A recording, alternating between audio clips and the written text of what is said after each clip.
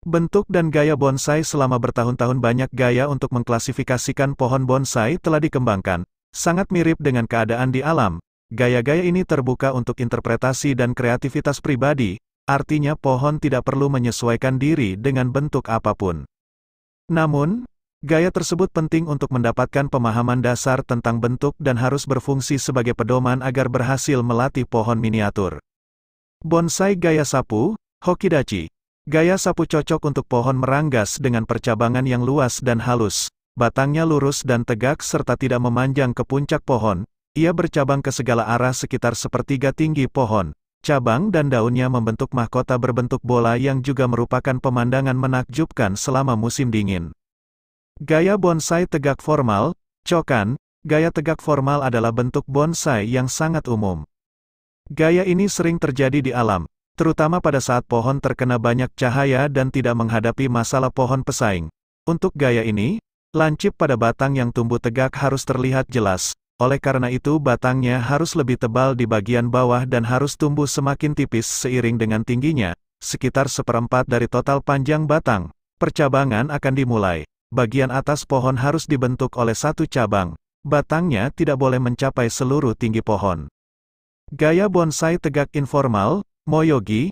Gaya tegak informal adalah hal yang umum baik di alam maupun dalam seni bonsai. Batangnya tumbuh tegak kira-kira berbentuk huruf S, dan pada setiap belokan terjadi percabangan. Runcing pada batang harus terlihat jelas, dengan pangkal batang lebih tebal dibandingkan bagian atasnya. Gaya bonsai miring, Sakan. Akibat angin bertiup ke satu arah dominan atau ketika pohon tumbuh di tempat teduh dan harus membungkuk ke arah matahari, maka pohon akan condong ke satu arah. Dengan bonsai, gaya miring harus tumbuh pada sudut sekitar 60-80 derajat terhadap tanah. Akarnya berkembang dengan baik di satu sisi untuk menjaga pohon tetap berdiri. Pada sisi yang condong ke arah pohon, akarnya jelas tidak berkembang dengan baik. Cabang pertama tumbuh berlawanan dengan arah pohon, untuk menciptakan rasa keseimbangan visual. Batangnya bisa sedikit bengkok atau lurus seluruhnya, namun tetap lebih tebal di bagian bawah daripada di bagian atas. Gaya bonsai bertingkat, Kengai. Pohon yang hidup di alam di tebing curam dapat membungkuk ke bawah karena beberapa faktor, seperti salju atau batu yang berjatuhan. Faktor-faktor ini menyebabkan pohon tumbuh ke bawah. Untuk pohon bonsai, mungkin sulit untuk memelihara pohon yang tumbuh ke bawah karena arah pertumbuhannya berlawanan dengan kecenderungan alami pohon untuk tumbuh tegak. Bonsai cascade ditanam dalam pot tinggi.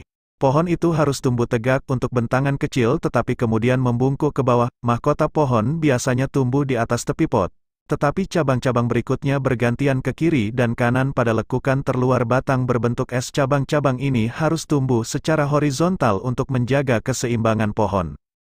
Gaya bonsai semi-kaskade, Han Kengai. Gaya semi-cascade, seperti halnya gaya cascade, ditemukan di alam di tebing dan di tepi sungai dan danau. Batangnya tumbuh tegak agak jauh lalu membengkok ke bawah ke samping. Berbeda dengan gaya cascade, batang semi-cascade tidak akan pernah tumbuh di bawah dasar pot. Mahkota biasanya berada di atas tepi pot, sedangkan percabangan berikutnya terjadi di bawah tepi pot. Gaya sastra bonsai, Bunjingi. Di alam, jenis pohon ini ditemukan di daerah yang padat penduduknya dengan banyak pohon lain dan persaingan sangat ketat sehingga pohon tersebut hanya dapat bertahan hidup dengan tumbuh lebih tinggi daripada pohon lain di sekitarnya. Batangnya tumbuh miring ke atas dan sama sekali tidak bercabang karena sinar matahari hanya menyinari bagian atas pohon. Agar terlihat lebih keras, beberapa cabang diberi jin tanpa kulit kayu. Jika kulit kayu telah dihilangkan dari salah satu sisi batangnya, maka batang tersebut disebut sebagai sari. Idenya adalah untuk menunjukkan bahwa pohon harus berjuang untuk bertahan hidup. Pohon-pohon ini sering ditempatkan di pot kecil berbentuk bulat. Gaya bonsai tersapu angin, Fukinagashi. Gaya berangin juga merupakan contoh pohon yang harus berjuang untuk bertahan hidup.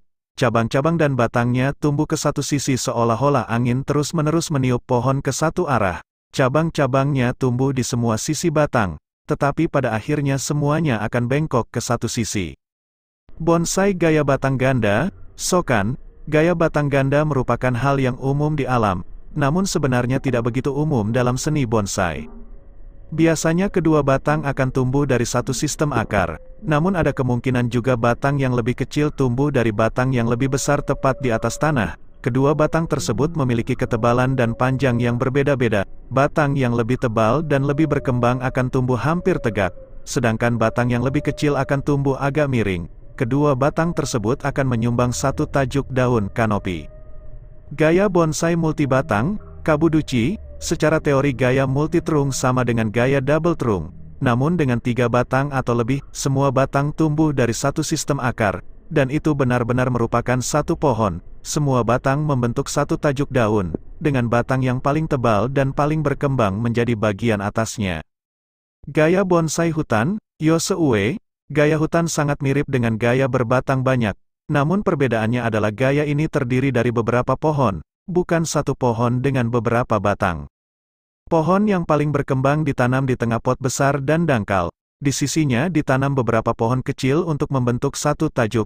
Pohon-pohon yang ditanam tidak dalam garis lurus melainkan dengan pola terhuyung-huyung. Karena dengan cara ini hutan akan tampak lebih realistis dan alami. Untuk inspirasi, lihat 7 hutan bonsai teratas. Tumbuh di atas batu gaya bonsai, Sekijoju, di medan berbatu. Pepohonan terpaksa mencari tanah yang kaya nutrisi dengan akarnya, yang sering ditemukan di celah dan lubang. Akarnya tidak terlindungi sebelum mencapai tanah sehingga harus melindungi diri dari sinar matahari. Kulit kayu khusus tumbuh di sekelilingnya. Pada bonsai, akarnya tumbuh di atas batu hingga masuk ke dalam pot. Jadi merawat pohon ini tidak jauh berbeda dengan merawat gaya lainnya. Anda akan menemukan bonsai juniper cocok untuk gaya ini. Bahkan terkadang tanaman tropis seperti bonsai ficus juga tumbuh dalam gaya bonsai batu, Ishizuki. Dalam gaya ini akar-akar pohon tumbuh di celah-celah dan lubang-lubang batu. Artinya, tidak banyak ruang bagi akar untuk berkembang dan menyerap unsur hara. Pohon yang tumbuh di bebatuan tidak akan pernah terlihat sehat, sehingga terlihat bahwa pohon tersebut harus berjuang untuk bertahan hidup. Penting untuk sering melakukan pemupukan dan penyiraman, karena tidak banyak ruang yang tersedia untuk menyimpan air dan unsur hara. Batuan tempat tumbuhnya bonsai seringkali ditempatkan di pot dangkal, yang terkadang diisi air atau kerikil halus. Untuk beberapa contoh, lihat 8 batu bonsai teratas. Gaya rakit bonsai, Ikadabuki. Terkadang pohon yang retak dapat bertahan hidup dengan mengarahkan cabang-cabangnya ke atas.